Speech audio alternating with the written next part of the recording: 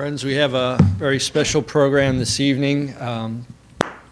Our speaker is a very familiar face around here at Vedanta Society, helping out many capacities with retreats. Has recently been doing the Sri Ramakrishna Aarati every Sunday evening. And the topic for tonight, her selected topic, is insight into the Sri Ramakrishna Aarati. So I won't stand any further in your way. Please welcome Patricia Blake.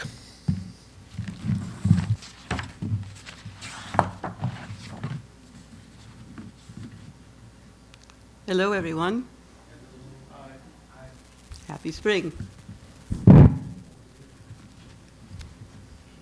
This evening, I am pleased to be presenting the topic, Insight into the Sri Ramakrishna Aarati, which this congregation takes part in every Sunday evening after the lecture. This consists of a devotional song that accompanies a ritual worship. Swami Bhajananda so beautifully tells us, when the sun sinks behind the western skyline, when shadows thicken and merge in the enveloping gloom, when from the horizon the carpet of stillness spreads across the twilight world, a simple ritual is performed across scores of ashrams and in thousands of homes in adoration of a being known to the world as Sri Ramakrishna. In a special room or a corner of a room, set apart for his unseen presence, incense is burnt, lights are waved, and often there is group singing of songs and hymns of praise and supplication. A religious ritual is a sacrament.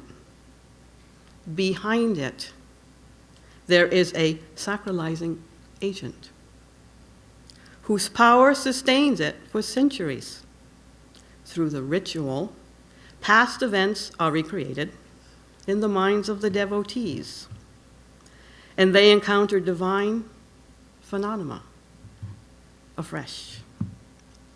When the devotees of Sri Ramakrishna do puja, ritualistic worship, or arati, evening worship, or vespers in their dwelling places, each place of worship becomes, in a mystic sense, his room at Dakshineshwara Temple Garden. Time, as it were, stands still. History is transcended when Sri Ramakrishna accepts, as his devotees believe, their worship, day after day. For the time being, there exists only an eternal now. Such is the miracle that faith works through religious rituals, end of quote. So let us begin with the insight into the Aarati song. It is only fitting that the song was written by a spiritual giant, a natural-born leader to his brother monks, our very own Swami Vivekananda, a face always glowing with the burning flame of eternal devotion to his beloved guru, Sri Ramakrishna. He says, "I am what I am, and what I am is always due to him. Whatever in me or in my word is good and true and eternal came to me from his mouth, his heart, his soul." Sri Ramakrishna is the spring of this phase of Earth's religious life, of its impulses and activities. If I can show the world one glimpse of my master, I should not live in vain. My leader, my hero, my ideal, my God in life, end of quote. And out of this supreme love for his guru, his light of lights, a poem song was born. Love made manifest, a precious gift for us all. In 1898, Swami Vivekananda composed this Bengali song titled Khandana Bhava Bandhana, or the English rendering titled Breaker of Worldly Bondage. It was written in the home of Nilambara Babu, a disciple of Sri Ramakrishna, while he was in Calcutta taking part in the consecration of the Ramakrishna Monastery. At present, it is sung at evening Aarati throughout the Vedanta ashrams and centers around the world. At the Providence Center, it is sung in English, or Breaker of Worldly Bondage, on Sunday nights, accompanying the ritual worship.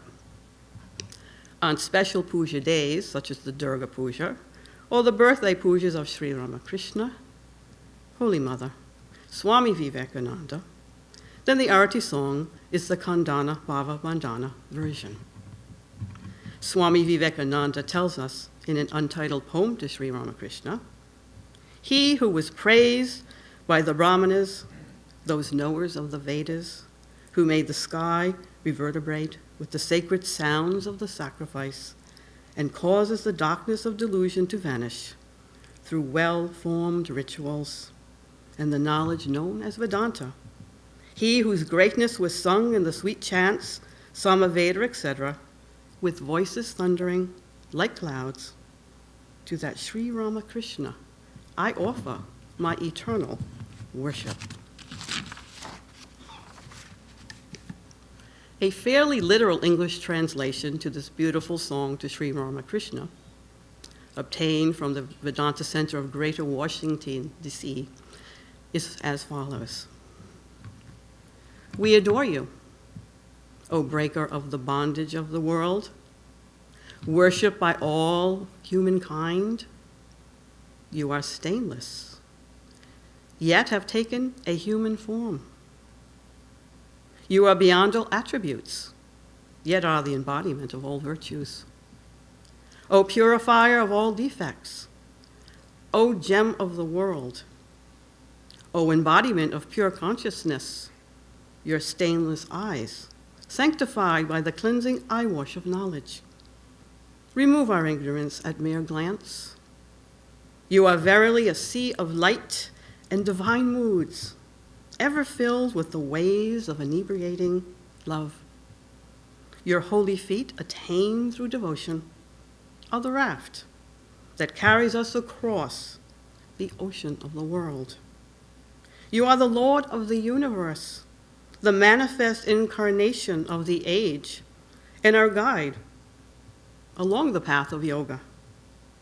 We have realized this truth through your grace, you whose mind is established in samadhi.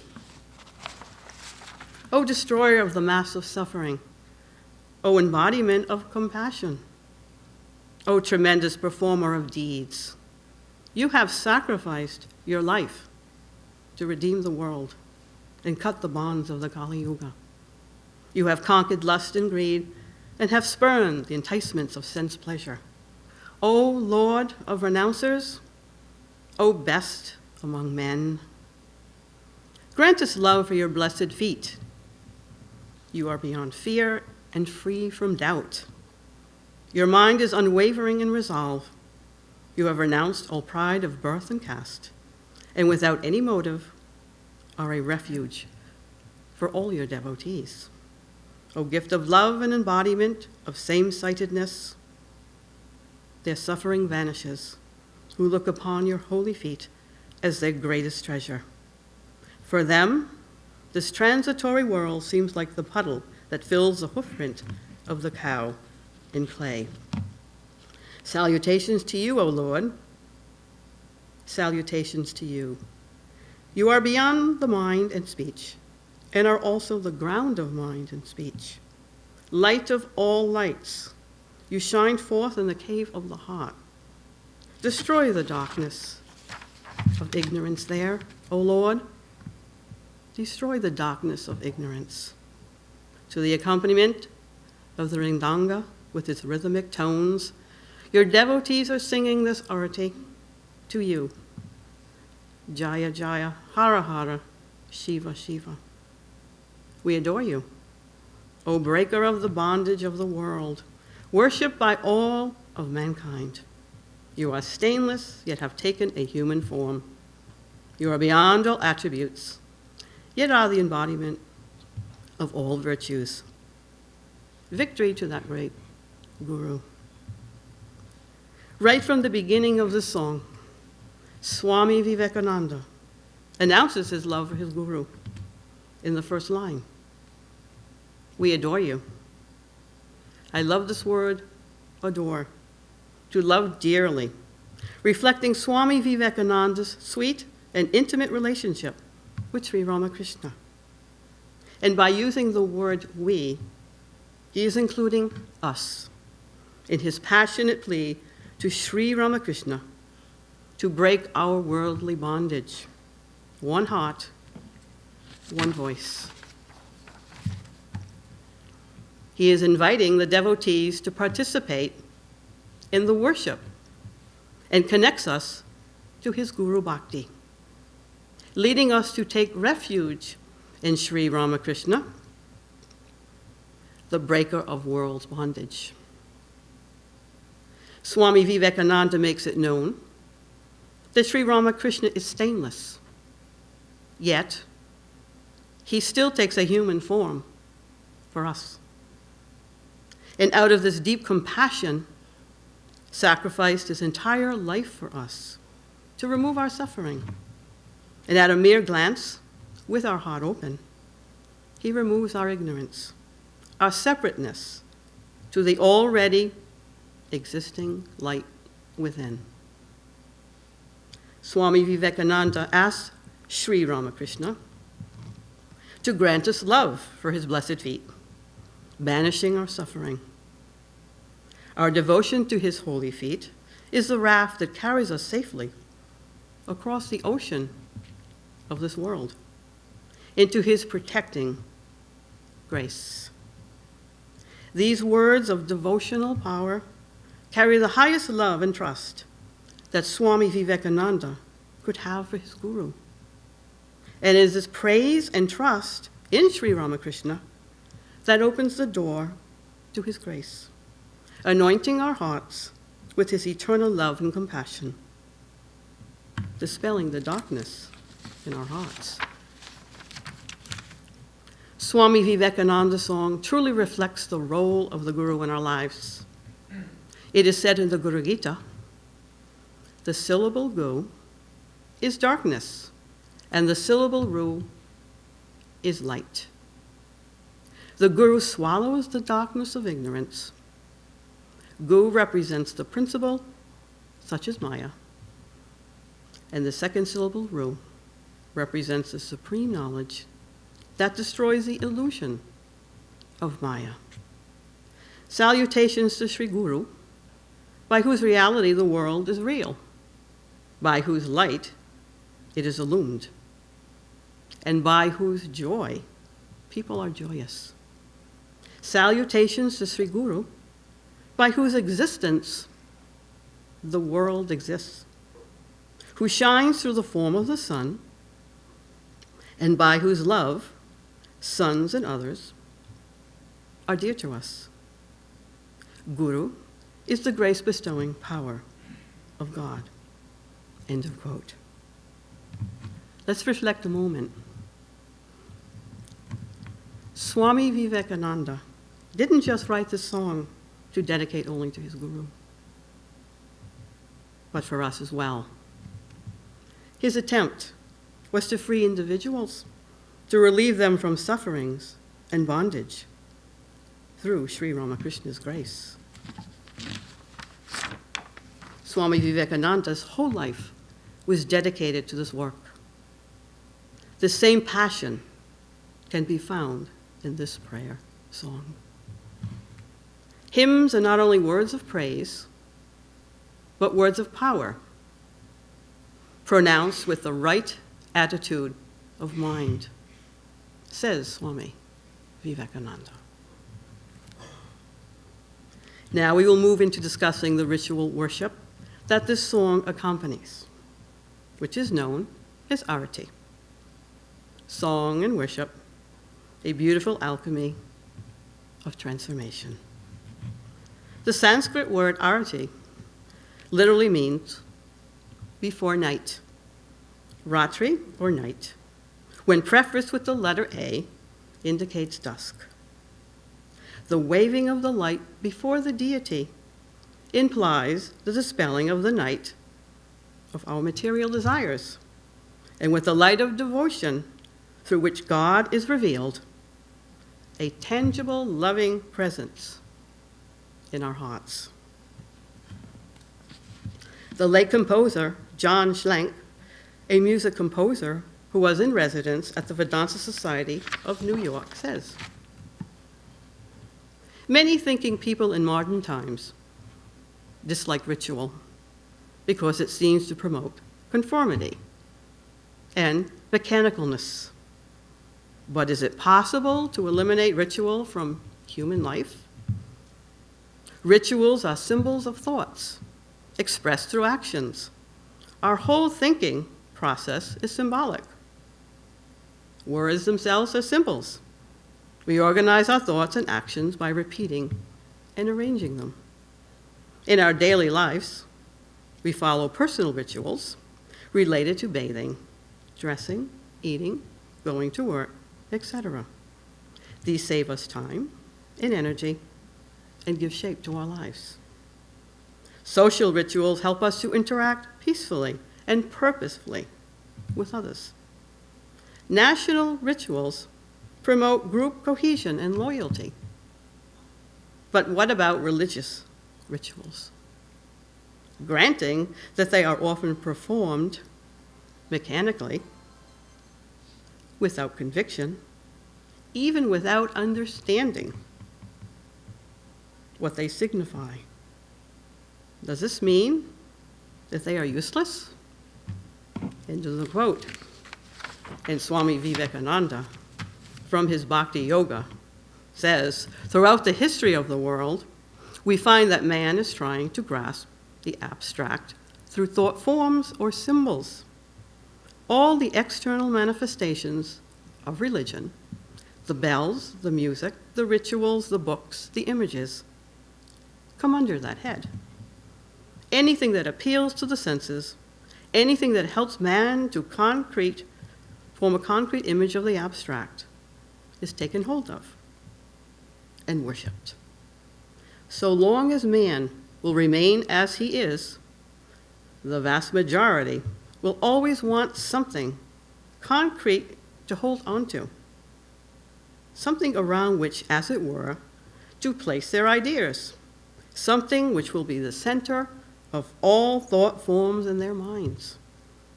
It is vain to preach against the use of symbols. And why should we preach against them? There is no reason why man should not use symbols. They have them in order to represent the ideas signified behind them. End of quote. Aarati is one of the most important and popular rituals of the Hindu faith. It is a prayerful ceremony performed in praise and thanksgiving and gratitude of the deities. But most important, where the devotees are reminded of God's glorious eternal presence. The Aarati ritual is said to have descended from the ancient Vedic idea of the fire ritual or Homa.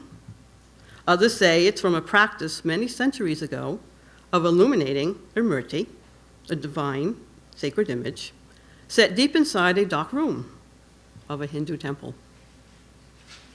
To allow devotees darshan of the sacred image, the priest would wave an oil lamp from the deity's head to toe while chanting Vedic mantras or singing a prayer.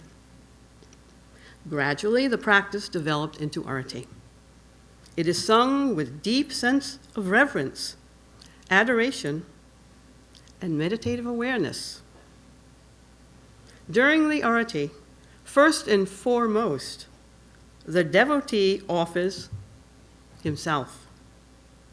In so doing, he removes the material ego.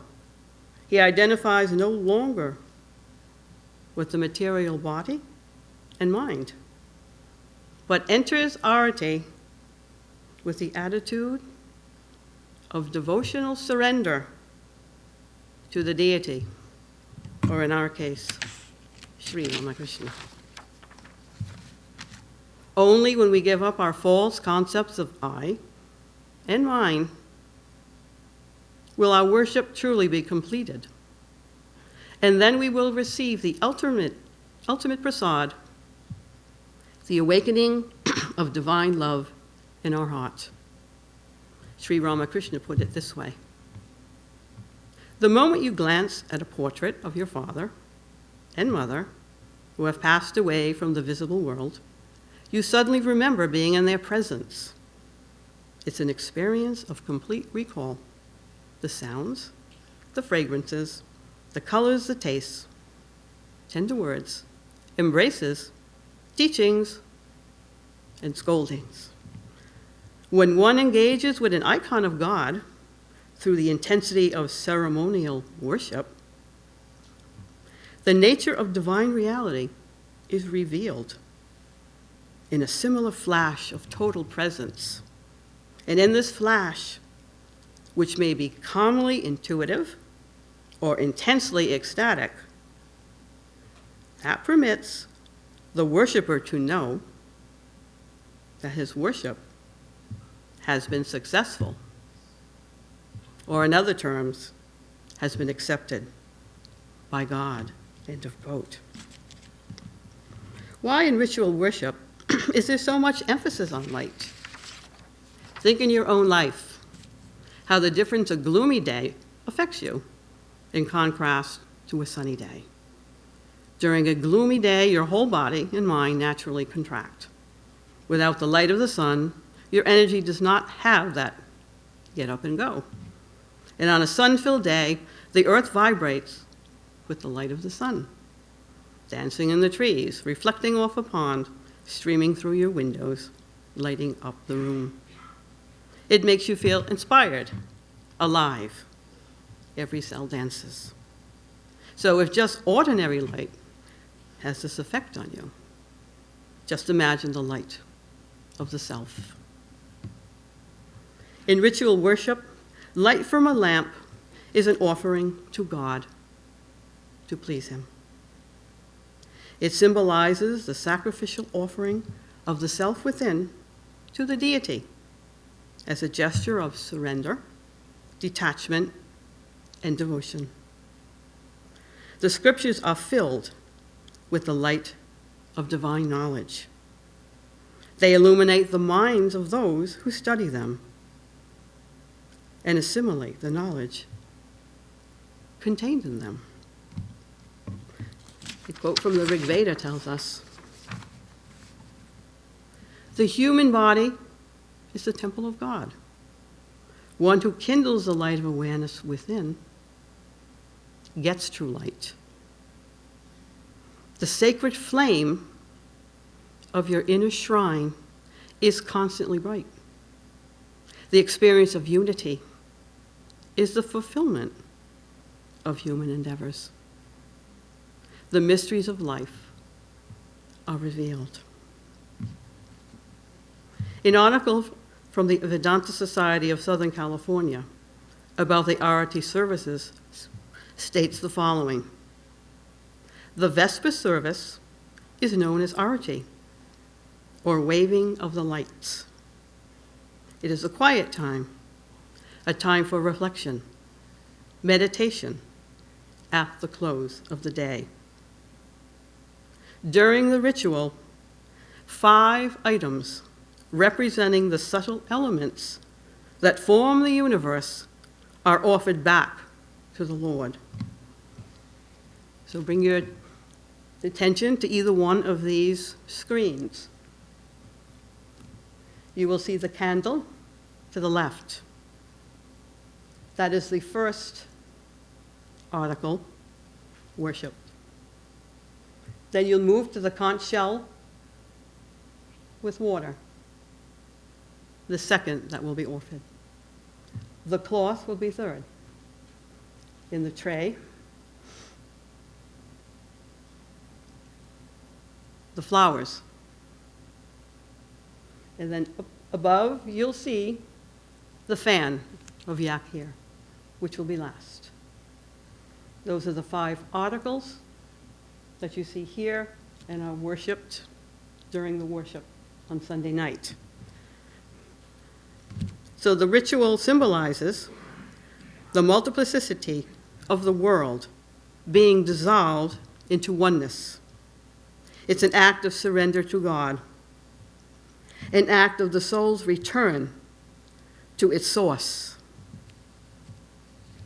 So before the Aarati begins, the Aarati performer does a few-minute purification, purifying body and mind, to become a pure and clear vessel to perform the Aarati. The performer of the Aarati begins by lighting the flame, symbolizing the first element, fire.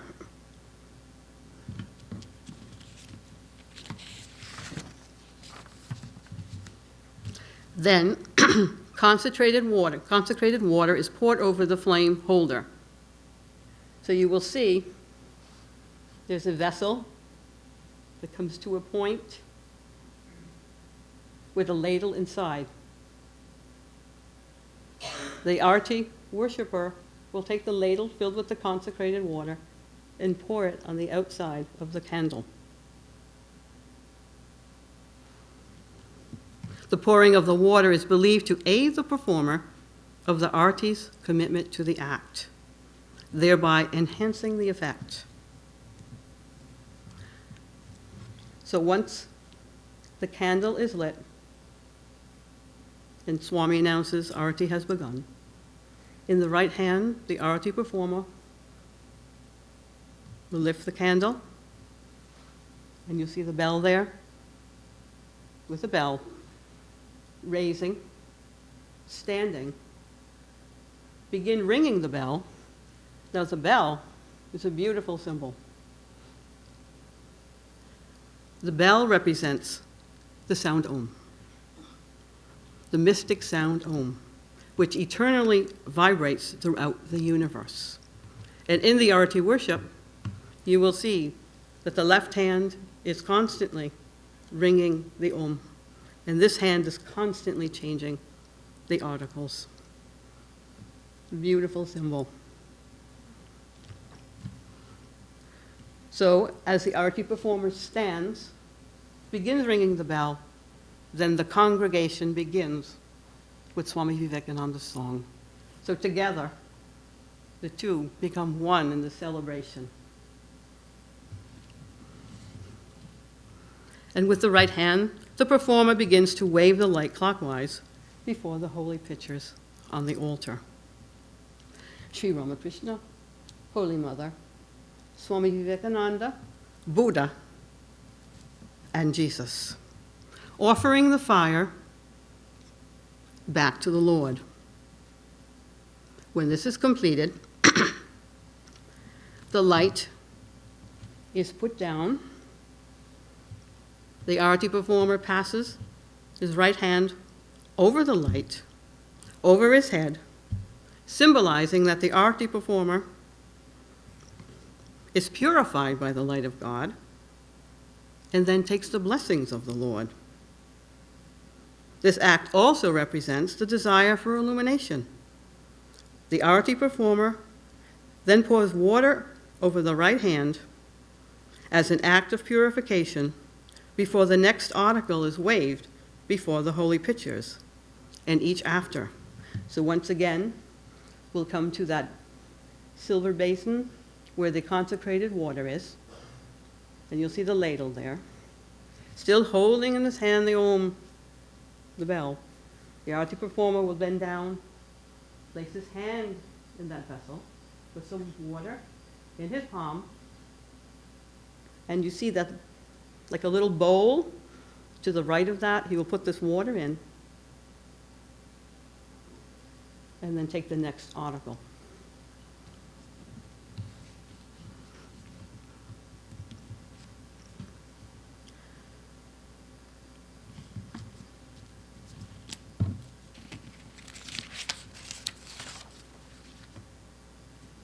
Then someone from the congregation will come up and get the light so that the congregation can receive the blessings infused from the flames.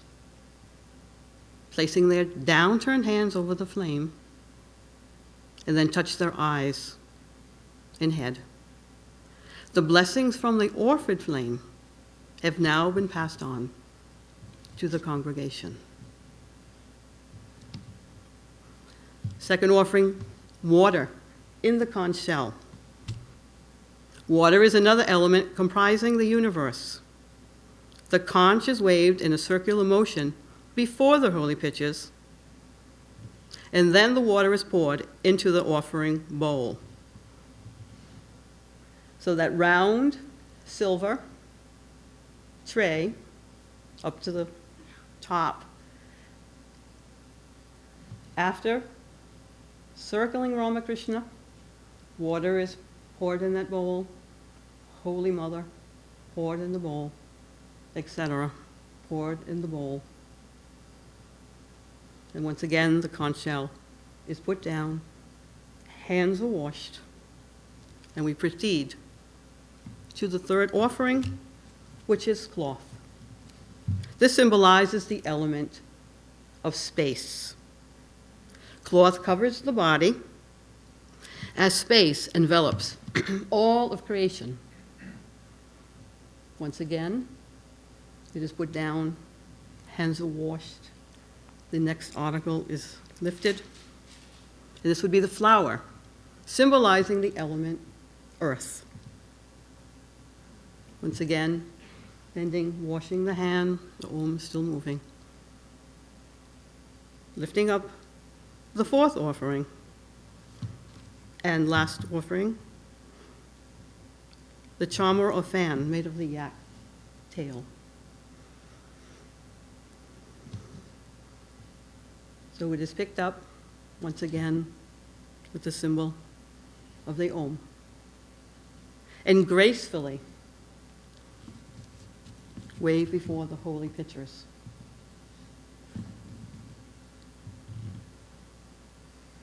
And then by now, the song is coming to a close. So the Aarati performer will lower the bell with the fan.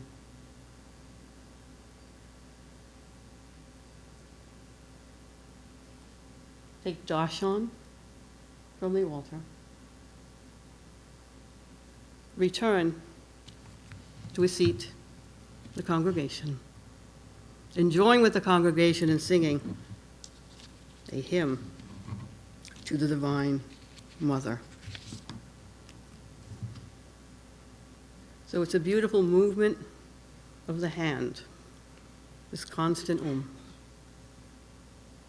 This hand returning the elements back to the Lord, merging back into the Om, merging back into the One.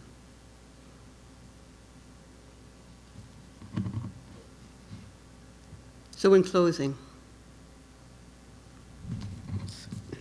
we have listened, gained some insight into the Aarati song and ritual worship.